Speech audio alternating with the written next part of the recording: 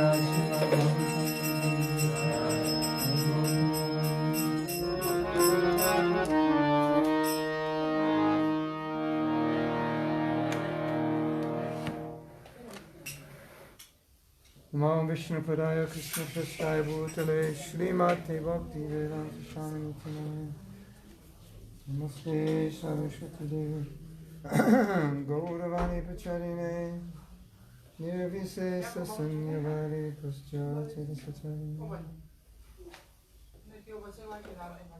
Sri Krishna Chaitanya Prabhu Nityananda Sri Advaita Gadadhar Shivasari Gaur Bhakta Vrinda Hare Krishna Hare Krishna. I have a mathematical problem here. That's right. You got it now. Are you sure? Yeah. The red one down. I'm so smart. Amazing. How smart I am.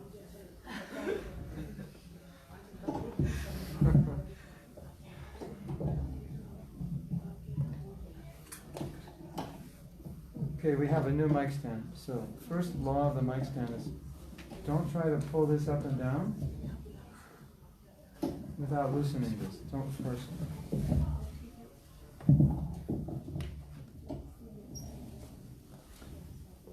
My father once said, don't force him. This actually should go on tighter.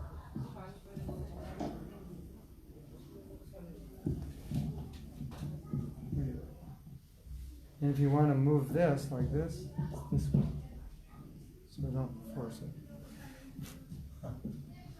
Because right now, everything's good. Hare Krishna. Well, one thing I can say about Norway is this is the best water I've ever drank in my life. What's it called? Imsdal. Imsdal? This water is amazing. Where does it come from? Anybody know? From Norway. I never would have known that. From Imsdal Valley. That is the place where the So word is it from. coming under the ground or is it melted ice or what is it? It's from glacier. Glacier water.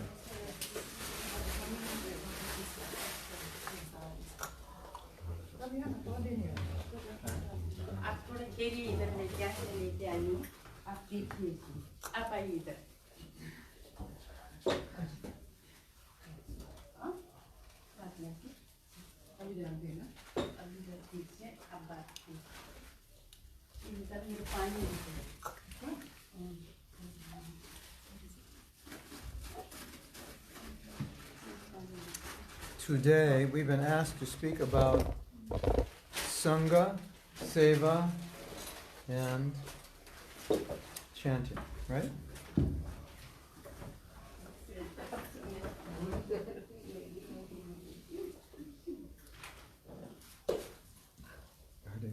So, I think one of the most interesting thoughts about Sangha is how we become like the people we associate with. And Hiranyakashipu, quite a character, but he was, although a bad person, to say the least, he was intelligent. And he said that association is like a jewel. It just reflects, you can say a mirror, it just reflects. So whatever association we have, we become like that. We just become a reflection of that. Sometimes you find groups of friends, they have their own language, and you can't even understand half of what they're saying. We all become the same.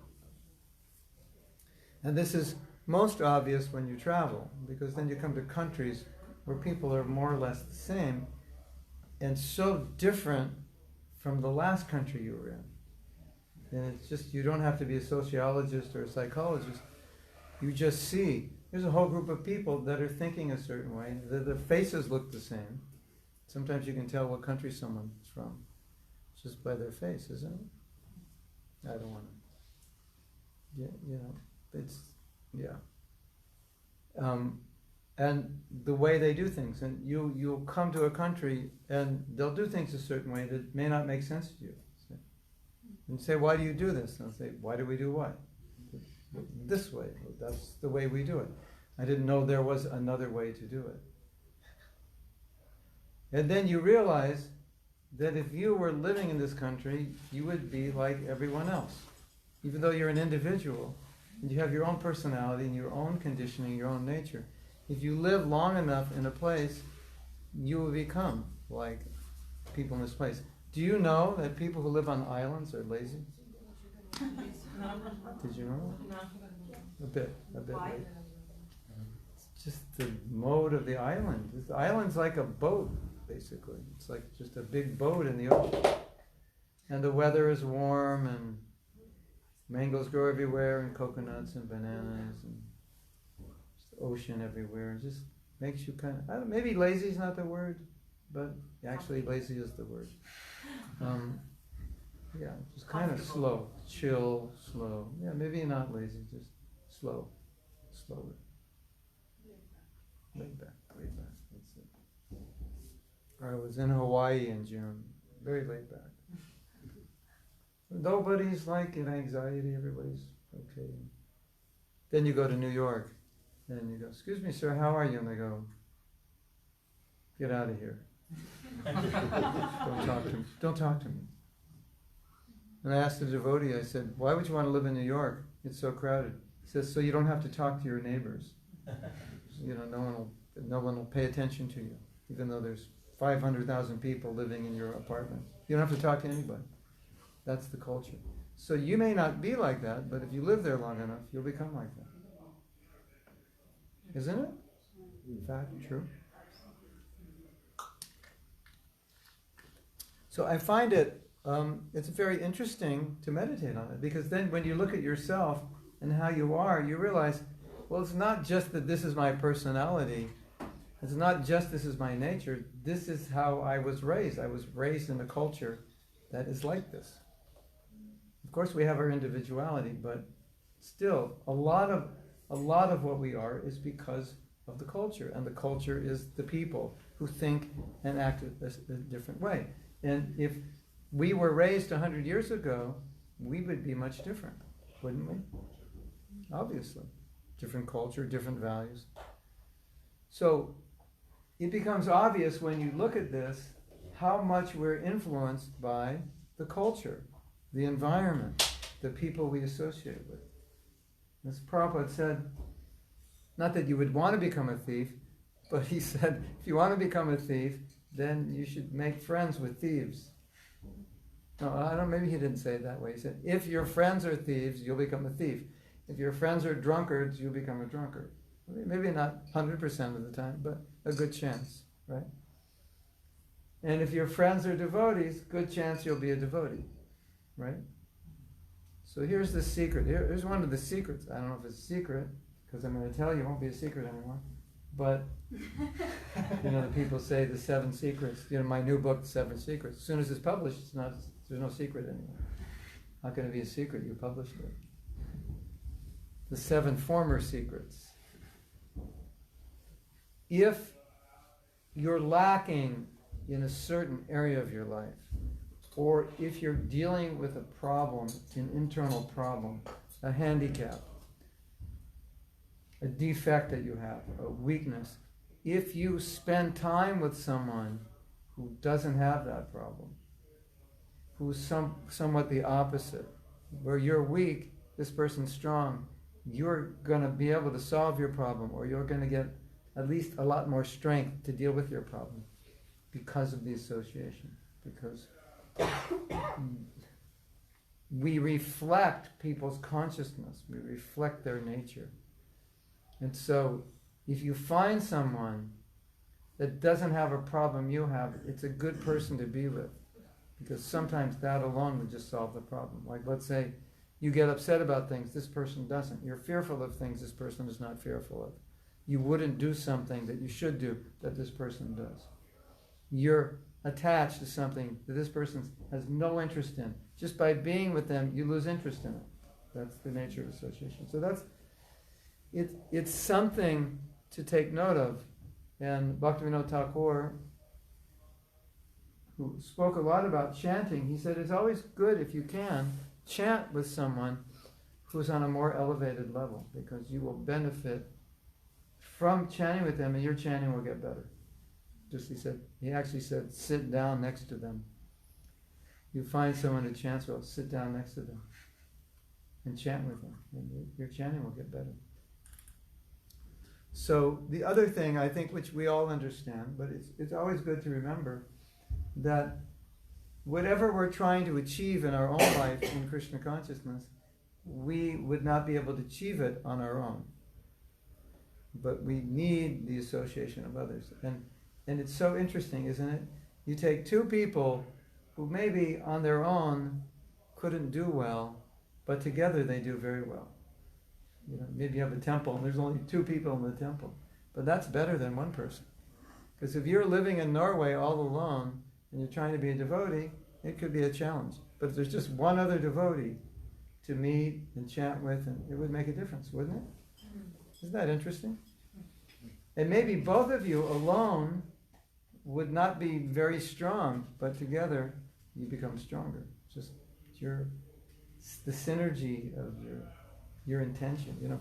I have intention, you have intention. On my own, my intention, it kind of weakens because I find it difficult in this environment, materialistic environment.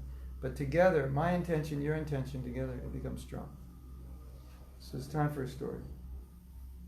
This is a beautiful story of two young men who hated one another. And they were both Hare Krishna devotees. And you say, how can Hare Krishna devotees hate one another? Well, anything is possible. The problem was they were traveling together. So, if you don't like somebody, you don't live with them, you can manage. But they were living together in a van, traveling and distributing Prabhupada's books.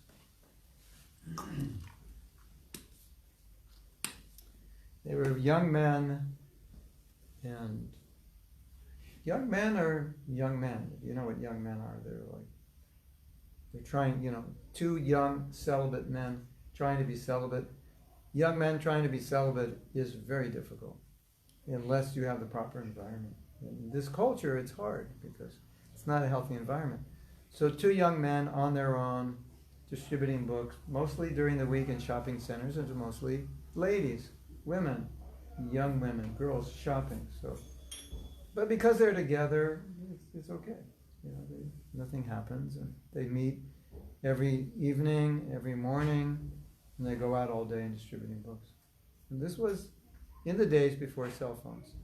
So for those of you who grew up with cell phones, I guess most of us here didn't grow up with cell phones. You all look pretty old. When did cell phones, when it was like 20 years already? Yeah, boomed here like a little bit more than 20 years ago. Uh-huh. So in those days, the problem was, if you're supposed to meet somebody and they're not where you're supposed to meet them, how do you find them? Because you can't call them. I mean, you could call their mother and say, did they call you? Say, no, they didn't call me. That's how you had to do it. I mean, you had to call like a third party and see if they called. So anyway, they had set a place where they were going to meet. And they went out all day in different places distributing books, and they set a place we will meet. So I will pick you up at this place at this time. So when he came to pick up the other devotee wasn't there, which means likely that where he was distributing books, he was asked to leave.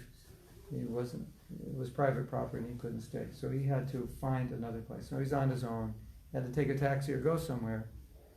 And most likely, he kind of forgot where he was. It was a new city, or he was just late. And so the other person is driving around.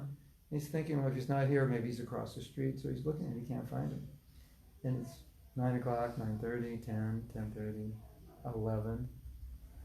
And the other person is thinking, how is he going to find me because I'm here? Or I don't know the details, but he couldn't get back to the spot in time. And the other person is thinking, he's probably not going to find me tonight. And the devotee with the van is thinking, I'm probably not going to find him tonight. And you know what both of them were thinking? They hated one another. All they did was fight.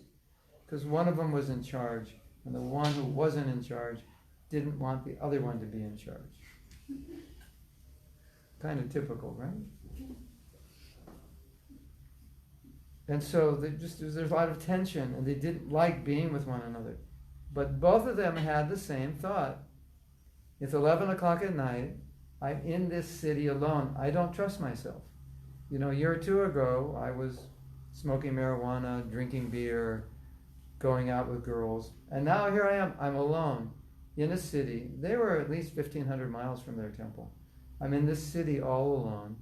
I don't trust myself. They both had that thought. I don't want to be here alone. I don't trust. I don't know what I'll do. It's just, maybe I won't do anything, but if, somebody offers me some marijuana or some girl walks by and says, hi, cutie, I don't know what I'm going to do. So they were both praying, I want to meet this devotee. The devotee they hate, I just want to meet them. I don't want to be here alone. And fortunately, they finally met. They were so happy to meet him. The person, I've never been as happy in my life to meet somebody I hated. Something like that. So I love this story because it demonstrates this principle, how two men on their own are afraid they're not going to make it, but once they're together, they're not afraid anymore. Isn't that interesting? It's just that that synergy of two people, of two weak people, together becomes strong. Because inside they both want to be Krishna conscious, and when they're together, they'll not deviate. They'll respect another person, and it's just awkward to not be Krishna conscious in the association of another devotee.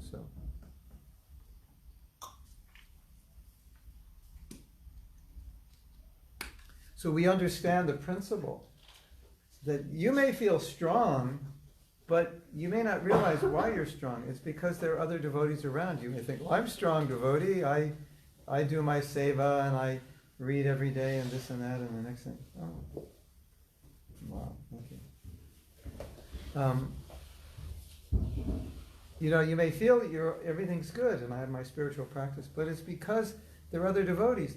And sometimes it's not even that there's other devotees that you're seeing. It's just there's other devotees in your city.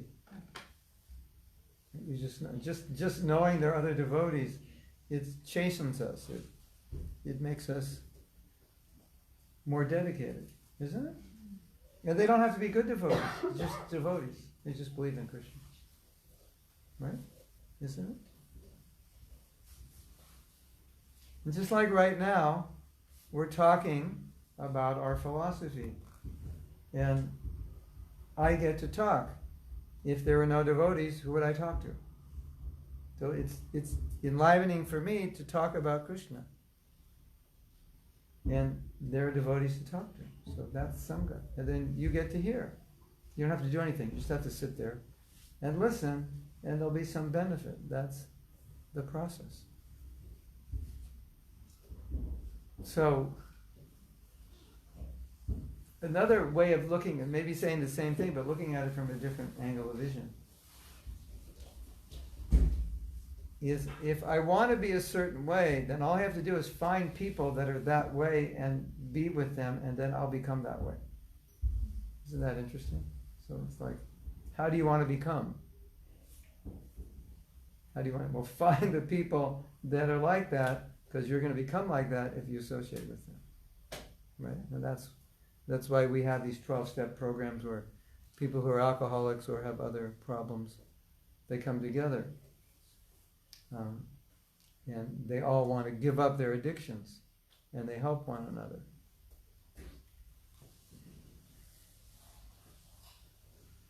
Yes.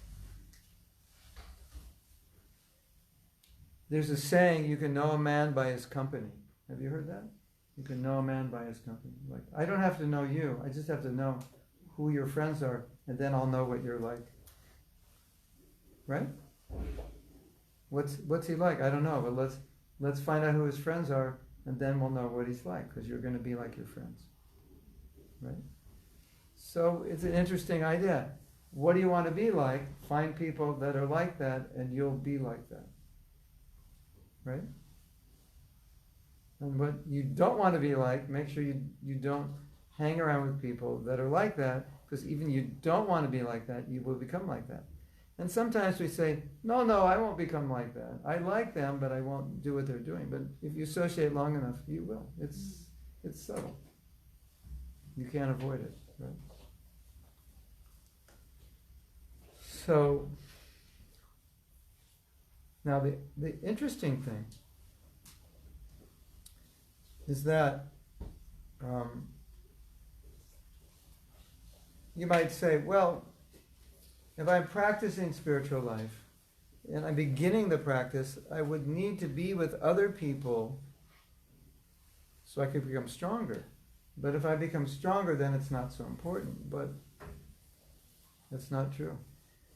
Because whatever level you are on, the association of other devotees nourishes you. So it doesn't even matter what level they're on, because the process of talking about Krishna consciousness and chanting together, it's what nourishes us on any level, from the lowest to the highest.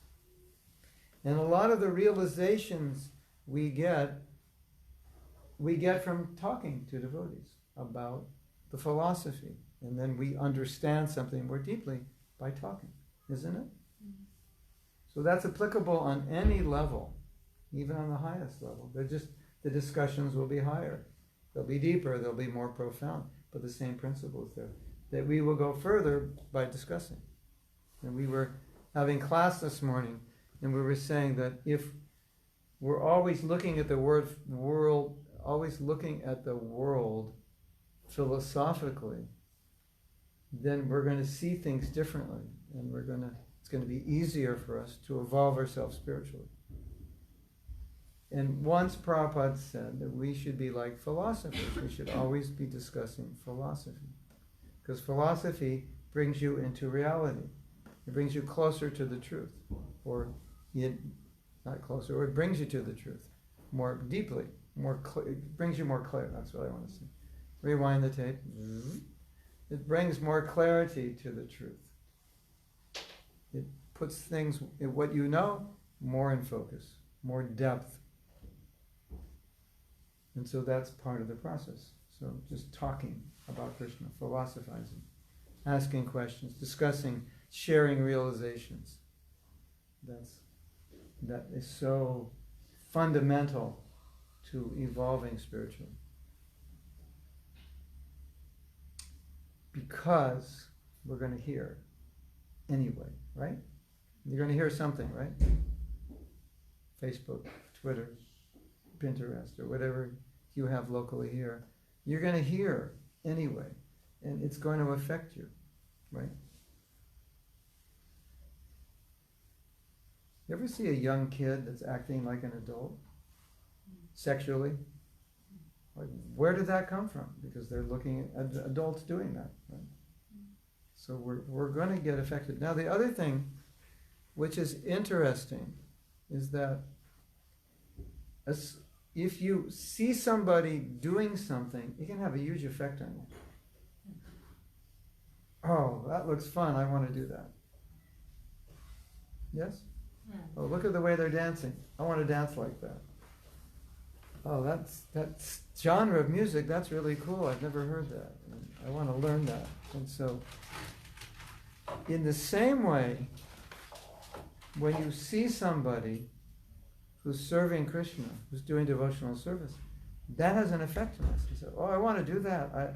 That devotee is very sincere. I want to be like that devotee. That's what happens when we see it. I have a funny story. So I have a godbrother who likes to eat, and he's about twice my size. So I haven't seen him 40 years, but he was twice my size then, and I'm pretty much the same size as I always was. And so we sat down at the Sunday feast to eat, and he ate 3 plates, big plates. How many plates do you think I ate? Three. Association. 3. I ate 3. Yeah, normally I would have eaten maybe half of what I ate. By his association, he was so enthusiastic, taking prasadam. He just, give me more, and I'm looking at him thinking, I must be missing out. Give me more too. That's the effect of association. So I went beyond my capacity. Beyond my capacity to eat by association.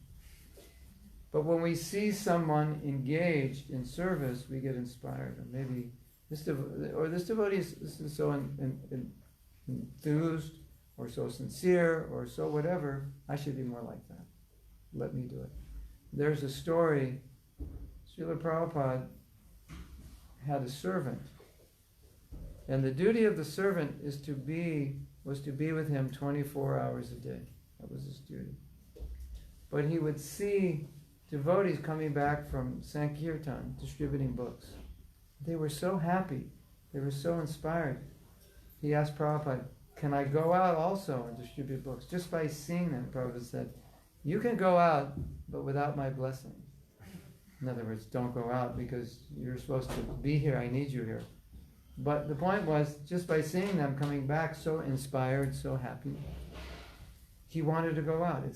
So devotional service is contagious, but everything is contagious. Whenever we see people doing something, some new gadget to go down a hill in the snow. Wow, look at that thing. That's never seen that before. And you're watching them do it. Oh, I like to do that. It looks fun, right? Isn't it? Yes? Yes? So just just seeing what other people are doing affects us. Right? Now we have this principle of prasadam, offering food to Krishna, cooked by people who are pure.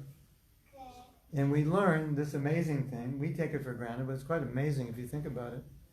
What a person is thinking, that mentality, that consciousness, gets transferred through their thinking while they're cooking. It gets put in the food, then you eat it, and then you pick up the vibration that's going on in their head.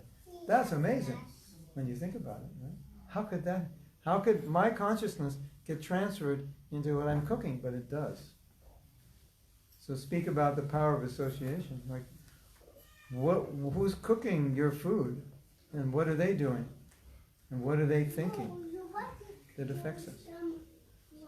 You hear a song, "Baby, I love you." What do you start thinking?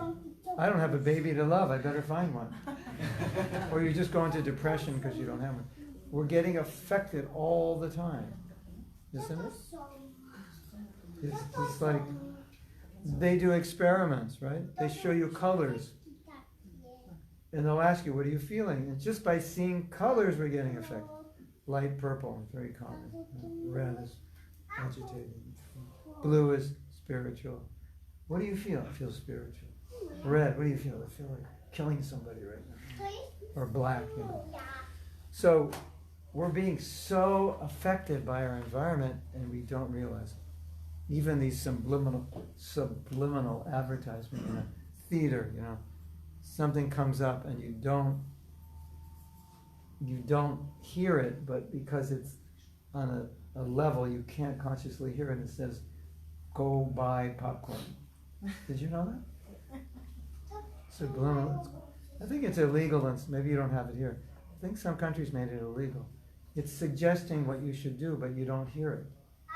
And we're still affected by it. What to speak of what we hear. So, taking these principles into consideration, the more we associate with devotees, the more those principles will work for us. The more we're associated with people who aren't spiritually interested, then naturally we get affected by what they say, how they think. We also, not only does the person have to cook, just being with people, we get affected by how they think. Did you know that? Because there's magnetic energy, electrical energy coming out of the heart, coming out of the mind, and you pick it up when you're. That's why we have Krishna conscious ringtones, because the phone rings a lot. So sometimes we're around someone and we feel uplifted. Sometimes we're around someone and we feel exactly the opposite. And they didn't say anything. They didn't do anything. They're not even interacting with us. They're just there. Right? So if you associate with someone who's spiritually elevated, you will feel inspired. You will feel purified. You'll feel more calm. You'll feel more detached. Sometimes people, we're on the plane with Prabhupada and they could feel it. Not everybody can feel it, but some people could feel this person is special. And we all felt it. So we don't even have to say anything. It's just being around people we get affected by it. So that's why choosing your association is so important, because we're so susceptible to the influences around us and the influences of people's words, their consciousness, everything. So therefore it is said in our books, it's said that if you want to be Krishna conscious, seek out association of devotees, and if you can seek out the association of more advanced devotees, seek it out. The more advanced, the better, because it will help you tremendously. Now the funny thing is, you're also associating with yourself. So if you become more advanced, then you'll be getting more advanced association. What do you think of that? Should I say that again? Some people missed it. Like, we're always with ourselves. So when we say association with devotees, of course we mean association with others, but as a fact, we're associating with ourselves. Isn't it? And if we have a degraded mind, we get degraded. If we have an elevated mind, we get elevated. So because we're always associating with ourselves, it just makes sense we should try to be more Krishna conscious. Then we will get better association. We will be living with a friend, not an enemy. Right? As Krishna says. So now we're going to talk about Seva. Seva means service.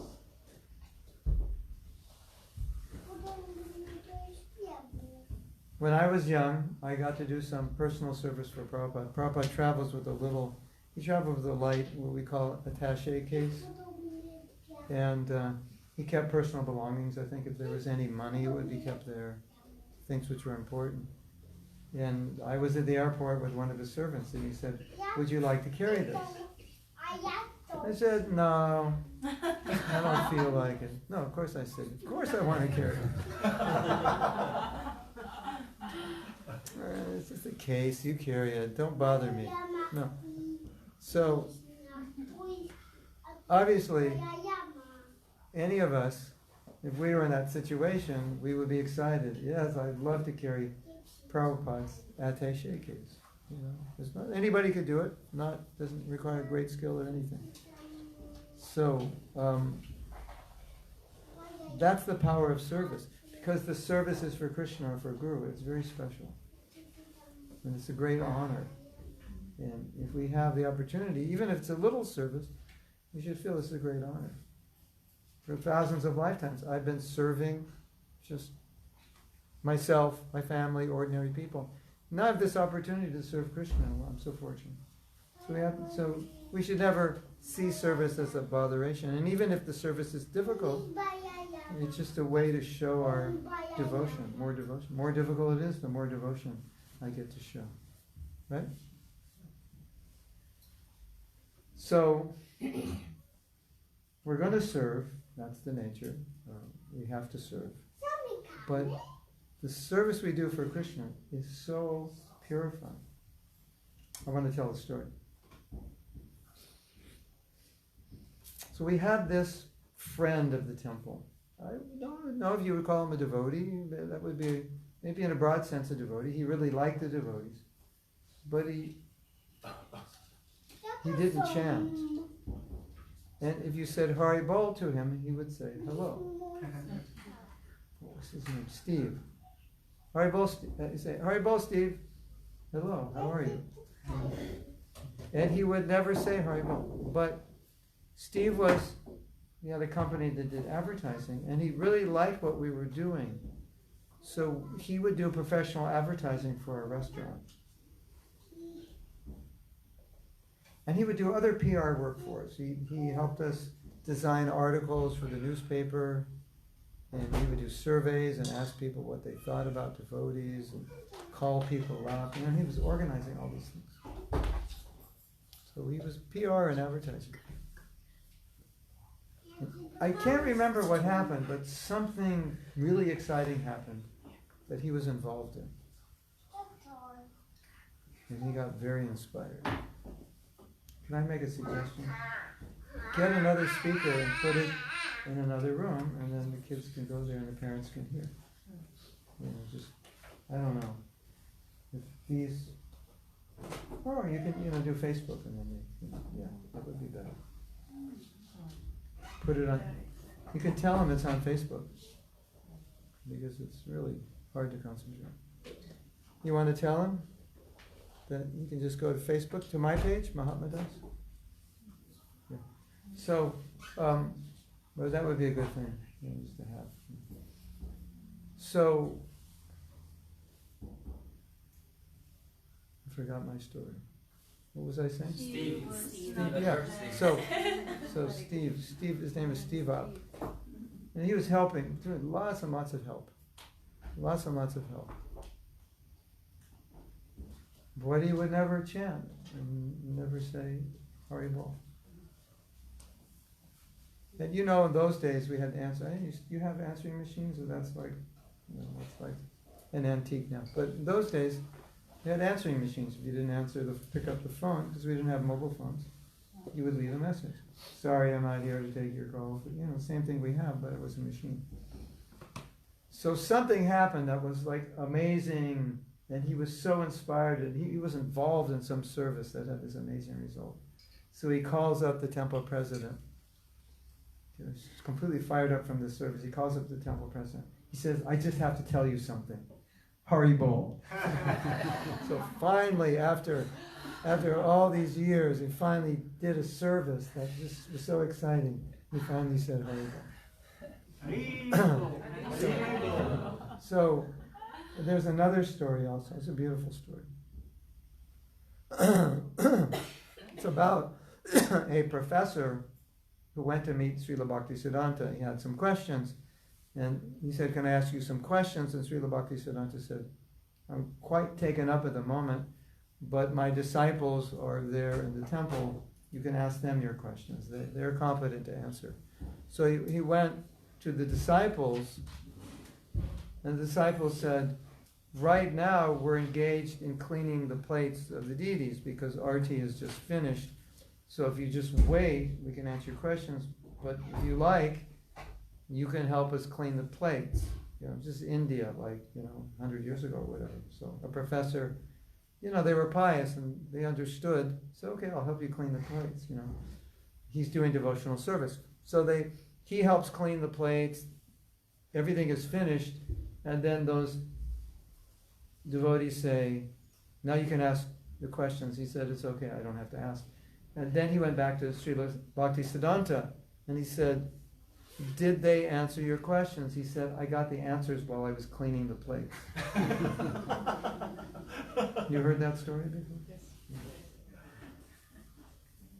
So that is also the power of Seva, that sometimes something you cannot understand, you would only understand when you do service. But also, it's not that you can understand everything that you're reading in a book or everything you're hearing in a lecture. You need service to put your heart in a place in which you can understand. It's not material knowledge. So it's not like you can just understand it. There's some qualification. And that qualification comes through service.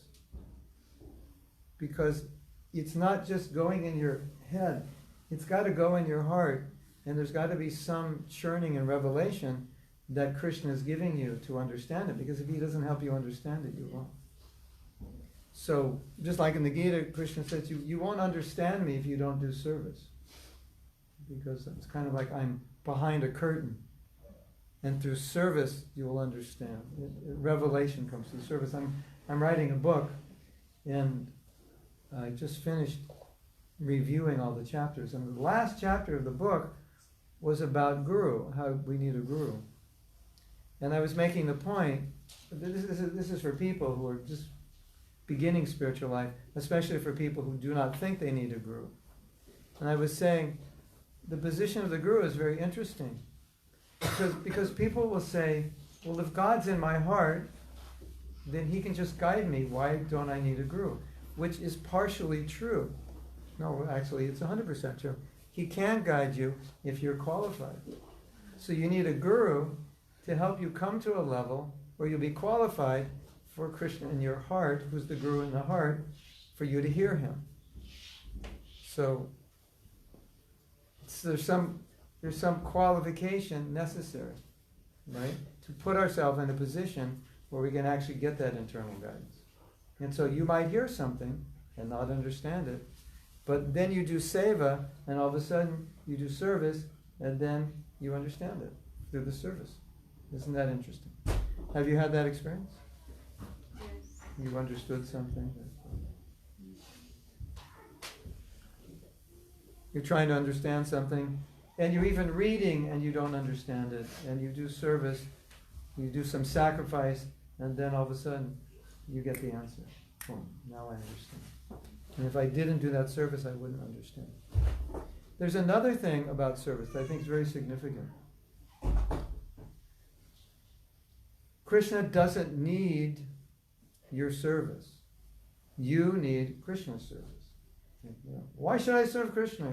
He owns everything. He doesn't need me. And if I could bring flowers to the temple, but look how many flowers they have. And I I could bring rice, but they already have so much rice. And I could clean the temple, but if I don't, someone will clean it. I could give money, but if I don't, other people are giving.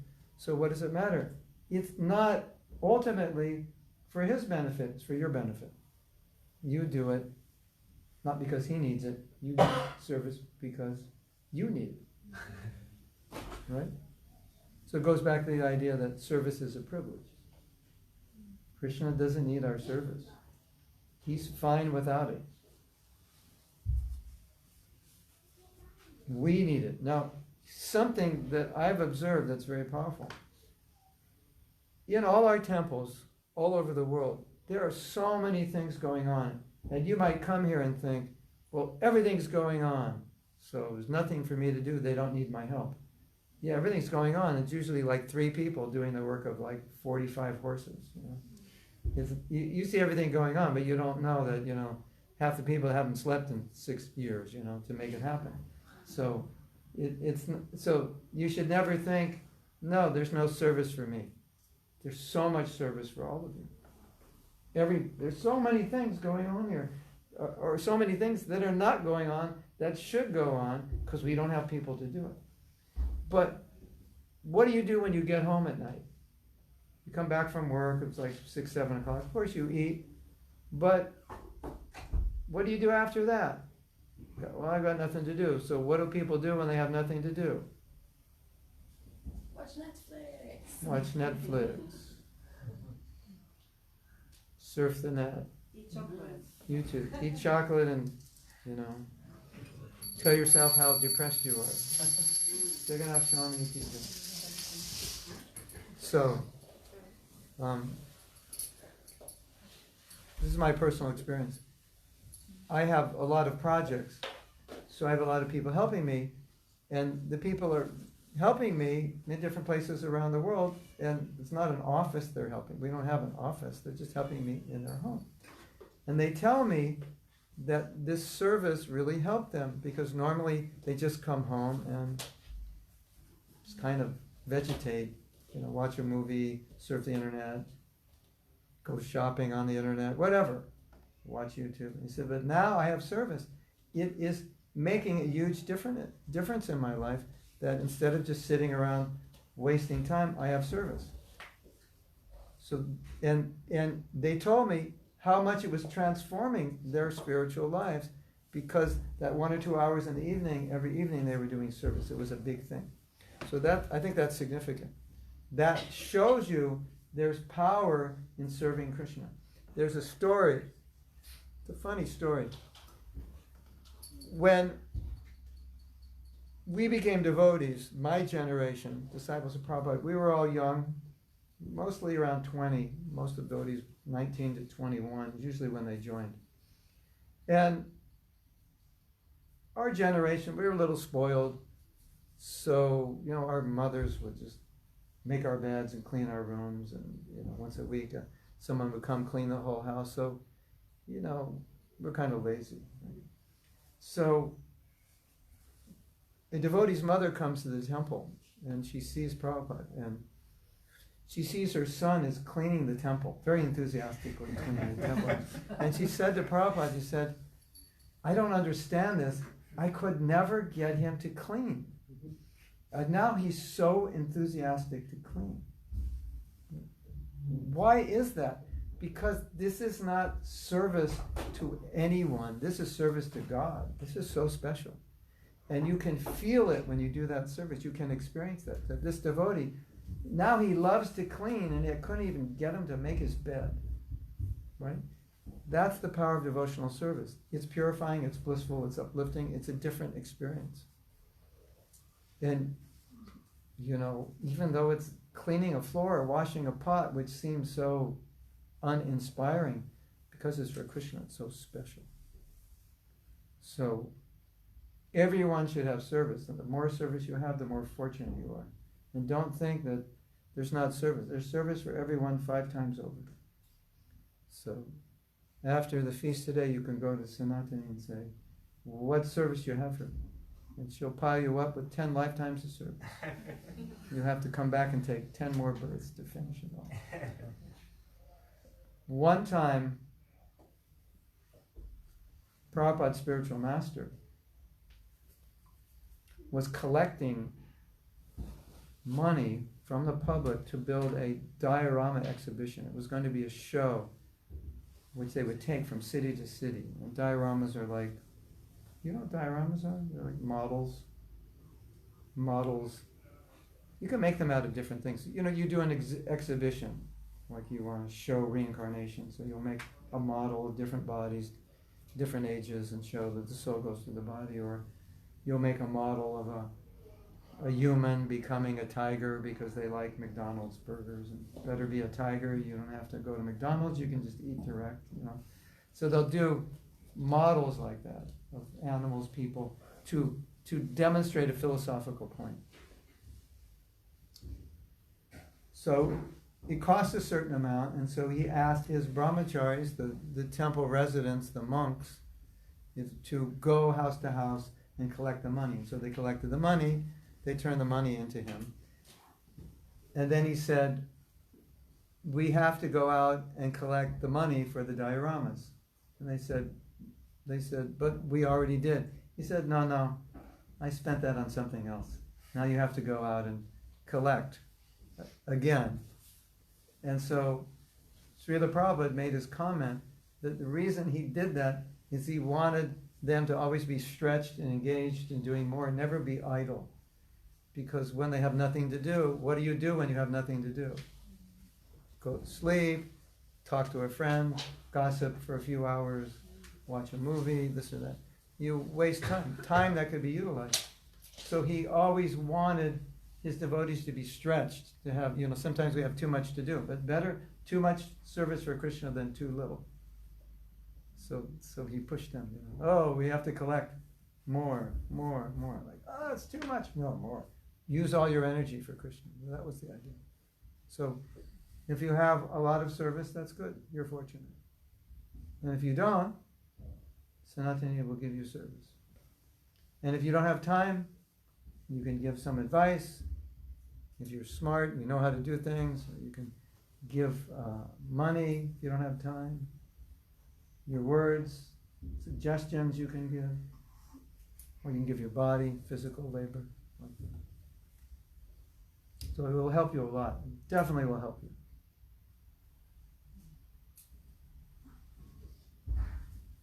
And the last thing is chanting. Now the interesting thing about chanting is that the chanting does the purification. So you don't have to do it yourself. Like normally when you do something, you try to do it well to get a result, right? And your effort is very important in creating the result. And if you don't do it right, you don't get the result. If I'm painting something, there's a way to paint it. And if I don't paint it right, it's not going to work.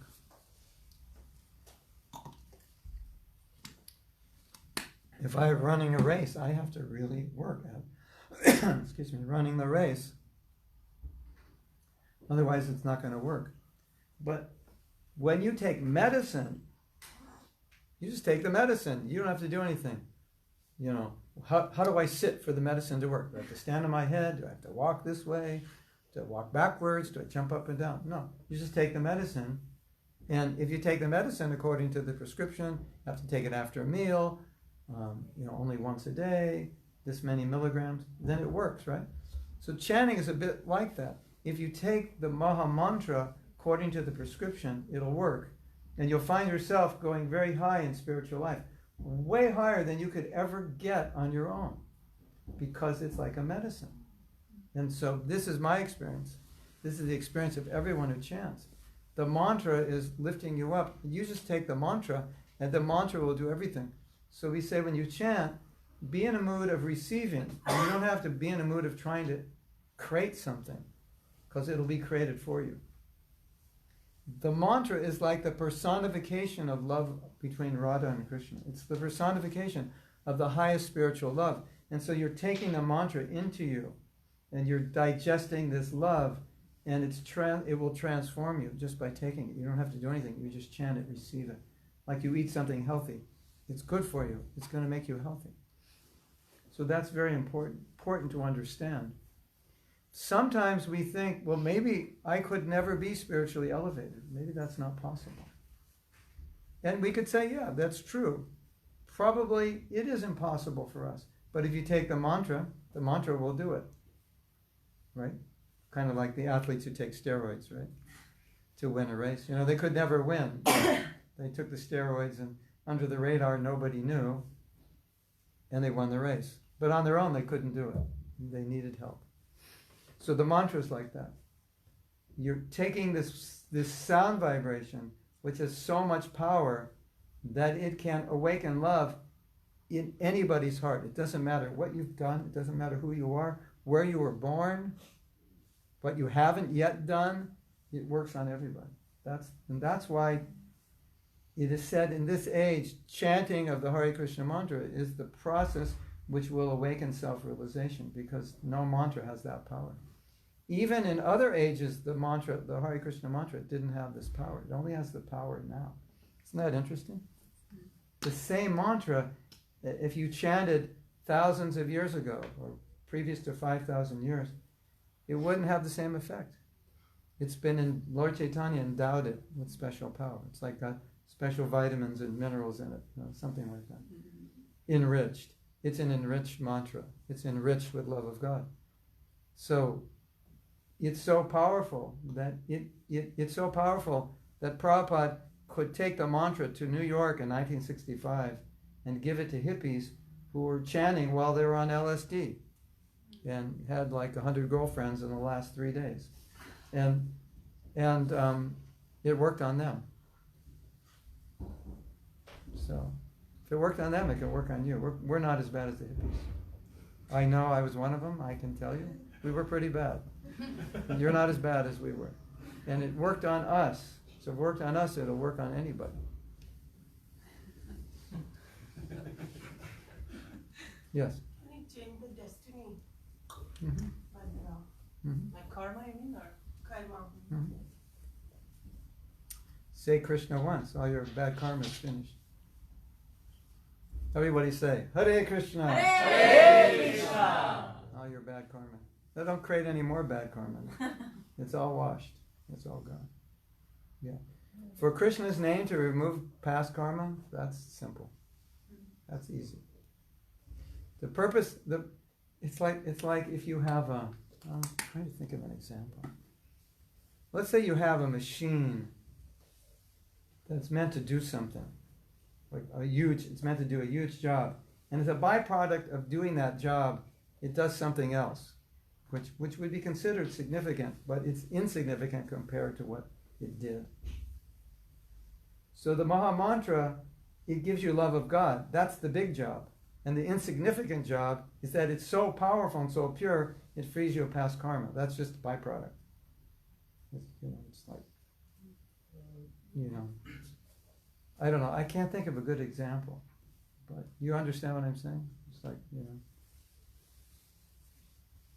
maybe there's an epidemic and everybody gets this solution that kills the epidemic, and the side effect is everyone who has acne, it goes away.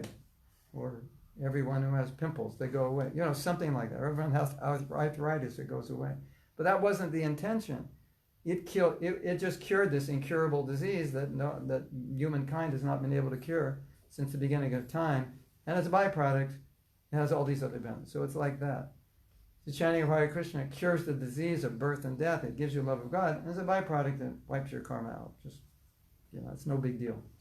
For the maha-mantra, to wipe out karma is no problem, because it's so powerful.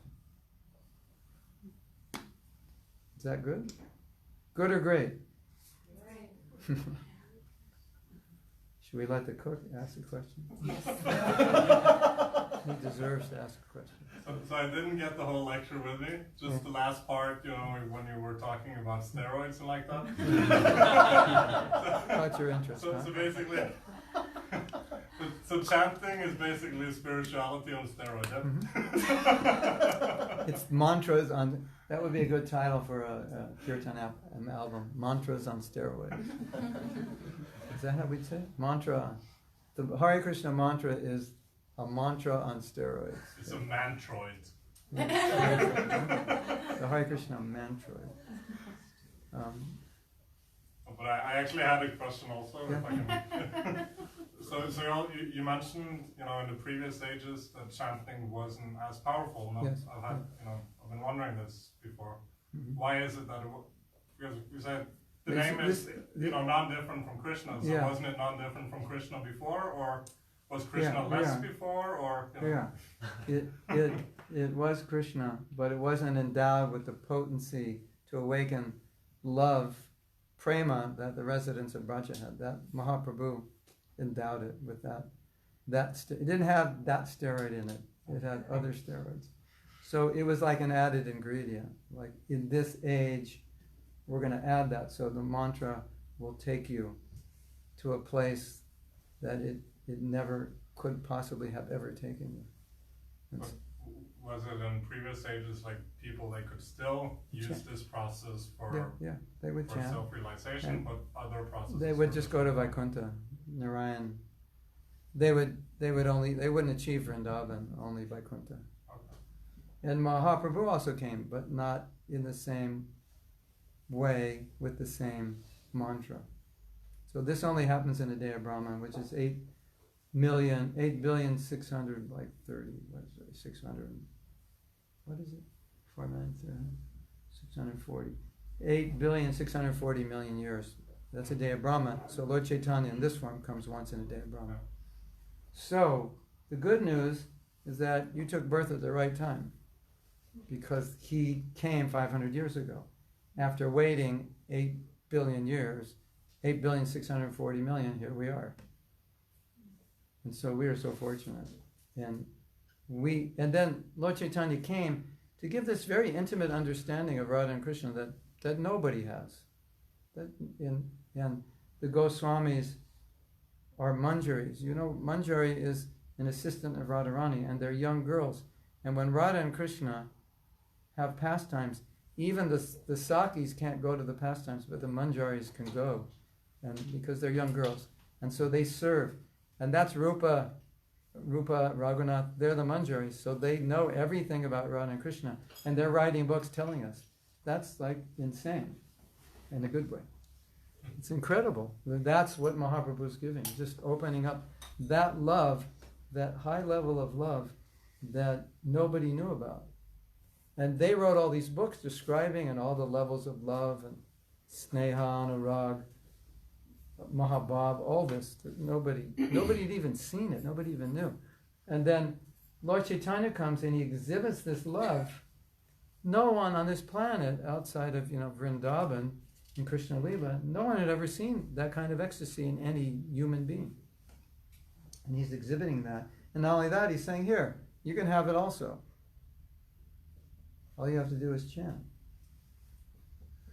That's amazing, isn't it?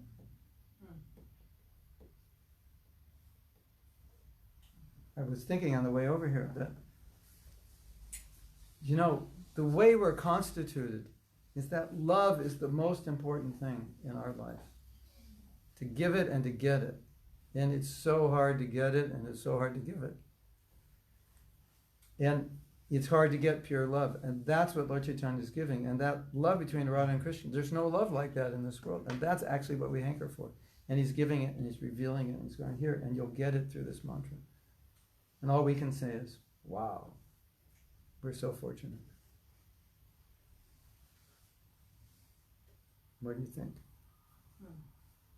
Turn to the person next to you and say, wow, you are so fortunate. Wow. Tell the person next to you. Tell the wall. If there's nobody next to you, tell the wall. You are so fortunate.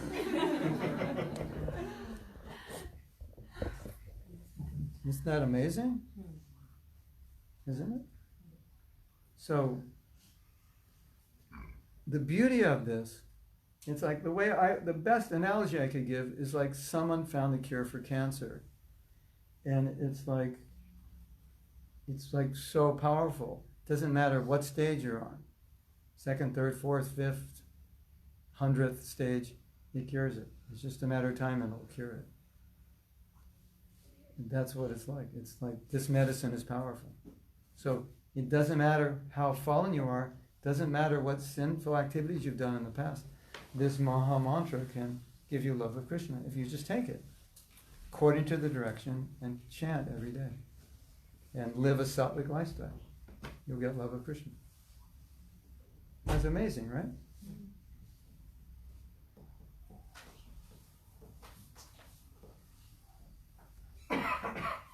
Yes. So I was thinking it's a little bit like a common question for what Divagita said, because that it removes your karma. But maybe some people take it as atonement, that or like you just okay, I'll just simple activities, I'll do this and that, and then I'll just chant Hare Krishna, and then it's all fine. It takes away the karma. Yeah. Okay.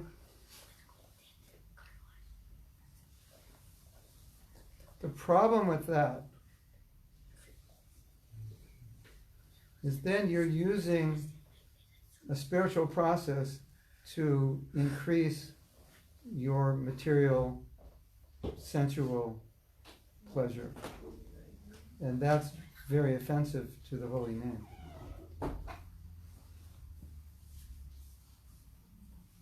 You know, I was in the church in Amsterdam and they had a statue of the former pope, or the one before that, and he holds a rod. But what if you said to the pope, "Can I borrow your rod because I need to take my dog for a walk and I need a rod to," it would be like, what are you talking about? This is sacred. You can't use that to, take your dog for a walk. So the holy name is sacred. You can't use it to employ it in anything material because it's meant for awakening your love. It's something purely spiritual. So if I think I can rob a bank and chant Hare Krishna, then there'll be no reaction.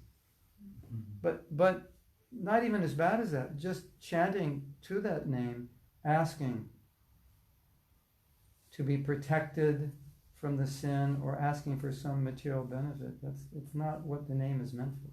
It's not designed for that. It's not a mantra to increase your material position. It's a mantra to purify you of the desire to increase your material position. So if you don't use it for that, it backfires.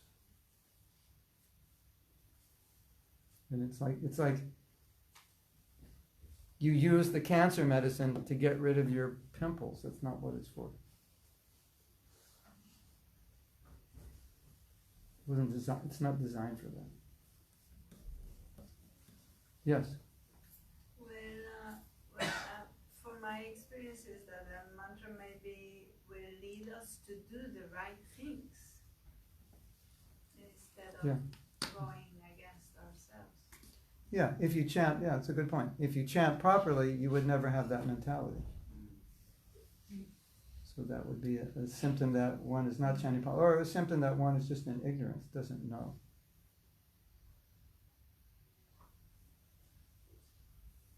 But that's the point. The mantra was not created to become free from sin. It wasn't created so that we could go get drunk every Saturday night and Sunday morning come here and chant and everything is good. That's not the purpose. The purpose was to give us love. And if you want love, then you have to stop drinking and stop eating meat and so forth. Otherwise the mantra doesn't really work because you're, like I was saying, the doctor says, well, you have to take this medicine. You have to take it after a meal. You have to take it in the evening. You can't take it with milk products. So you have to take the mantra under certain conditions, then it'll work. And if you do that, then what you're saying would automatically happen. You wouldn't have the desire to commit any sin and become relieved from it by chanting. But isn't that contradictory to, if you say Hare Krishna once, you can go back for The problem is, if you say Hare Krishna once, all your sins are gone, but it doesn't mean you're going to stop. You've got the next moment to start again. Right? So unless we're dedicating our life to spiritual activity, we're going to commit a sin just by walking down the street or breathing or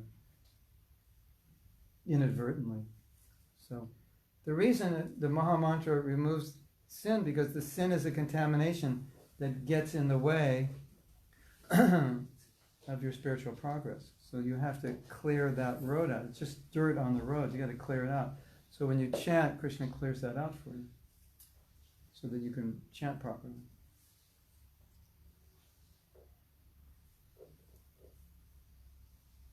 I mean, if you're really advanced and really pure, you could develop love of Krishna very quickly, just through chanting. Doesn't have to take your whole life.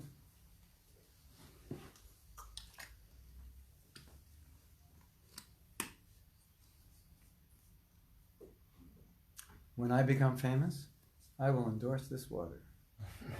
And call me up and say, Should we bring some to Mayapur for him? that'd be nice. But it's so expensive. I feel so guilty drinking it. But it's also very good from the top. Yeah, I tasted tap water. It's okay. I'm a connoisseur of water. Tap water is okay. Someone had a comment, question, argument?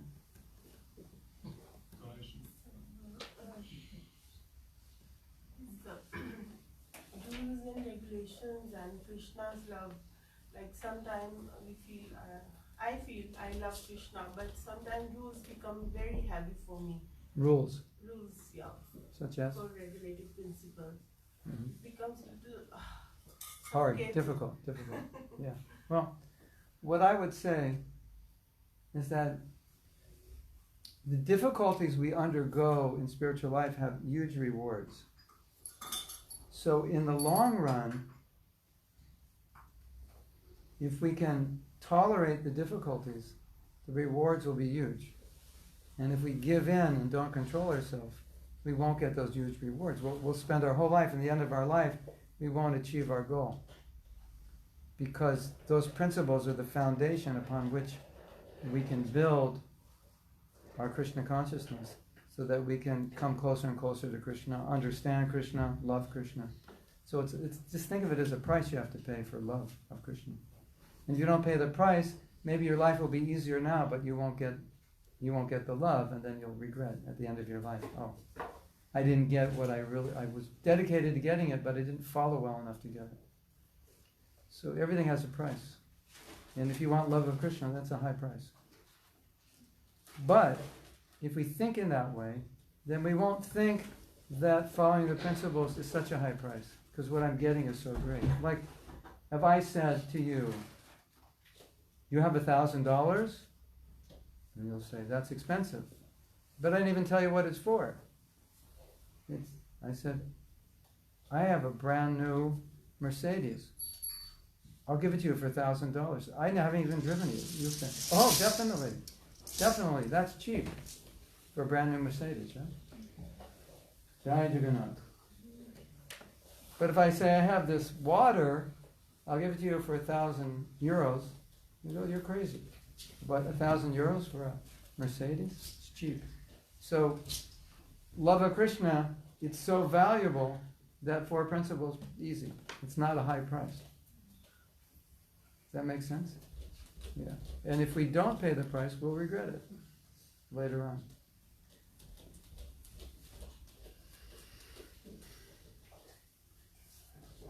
And then you'll understand the love of Radha and Krishna, and you'll be in ecstasy. And when that happens, it'll be very easy. Your life will be very easy. It's like it's hard to follow the regular principles, and it's also hard not to follow. So I'd rather do the hard of following than the hard of not following.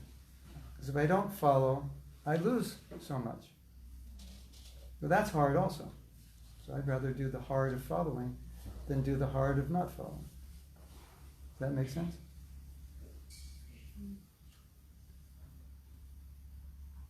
Makes sense to me. But anything great comes with a price.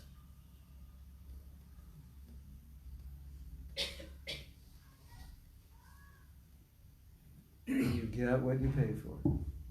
Right? Yes?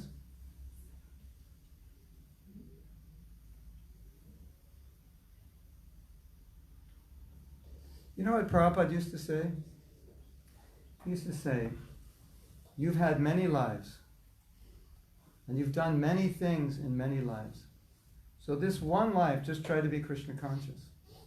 And if it doesn't work, then in your next life you can go back and do whatever you want. So, of course he didn't mean that in that sense, but what he meant was to understand that whatever it is that you want in this life, you already had in other lives.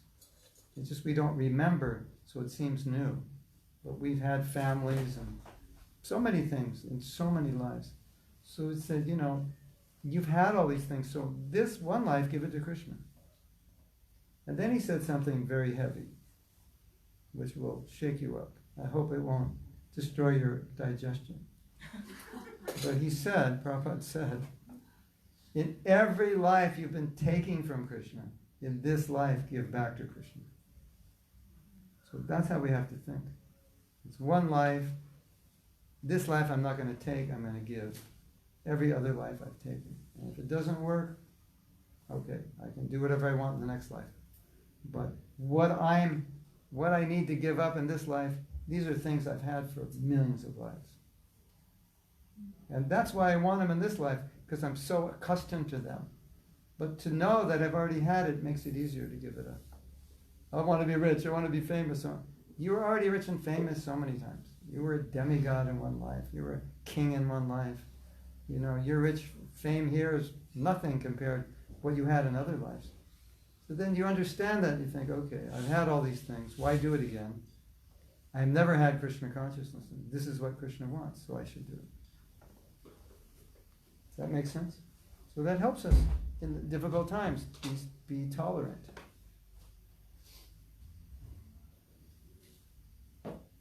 Just give this one life to Krishna. Every life you've taken, this life give.